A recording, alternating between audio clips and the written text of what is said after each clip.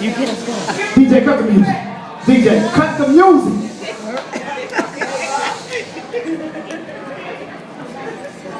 I always thought I looked unique. Long locks, brown eyes, caramel complected, noticeable legged, 6 feet. No? Okay. Maybe it's closer to 5'10" when I'm not wearing Timbs, but then I speak. Master 2 languages, English and Ebonics, because even though I graduated from college, I learned like lessons in the streets. And lesson 1 was apparently there are an awful lot of criminals that look like me. Now at first I didn't want to believe it, but then I figured it had to be. I mean, otherwise, why would I ride down the road at night, I end up being pulled over on his side, pulling out my license for the officer to see? Obviously, it's because I fit the description. And the officers must get this in some secret lawman encryption, because when I asked him exactly what is the description, he looks back at me as if to say, he doesn't want to mention it. I fit the description. Y'all listen. I drive a Cadillac Escalade. Black. Sitting on 22.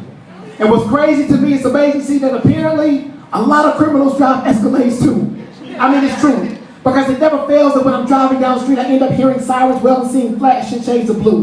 And the officer's trying to convince me that the reason I got pulled over was not because I was DWB, but because I was, quote, sitting in a parking lot by myself without known drug deals to occur. So he says, sir, that is the reason why I stopped you. And so I paused. Let the whole conversation go in my rear view before I allow this to continue. So let me get this straight. I'm sitting in my car at 11 o'clock at night. Never got out, there's not another car in sight. After 10 minutes, drive 50 feet, turn right, and because of those actions, you figure I might be selling narcotics. Or is it that you see a man that looks like me in a black SUV and you figure because of that, you need to stop it? Checking my person and the vehicle for any visible flaws, because then you figure you'll have probable cause. So you'd be surprised how many black folks know both the codes and the laws. So he hands me my license, gives me a warning, and lets me go. And his reaction to my action lets me know the real reason he had me pulled over for, it was because I fit the description. Now, this puts me in a very difficult position. See, I don't want y'all to get the wrong idea or think that I'm upset, because I'm not. And I don't want you to get the wrong idea, because my brother is a cop. And he told me about how he thought was a normal traffic stop almost ended up in him being fatally shot. So I understand the other side and I get the concern. When there's trouble in the city, that's the first place we turn, but I've also learned that apparently all motorists aren't treated the same. See, some of us need to be extra careful to stay in our lane. Make sure we put on our seatbelt, use our signals when we change, because apparently the description had a very broad range. But here's what's insane. I've actually had other black folks come up to me and say that because that vehicle gets so much attention, that I should just get rid of it. Drive something less flashy.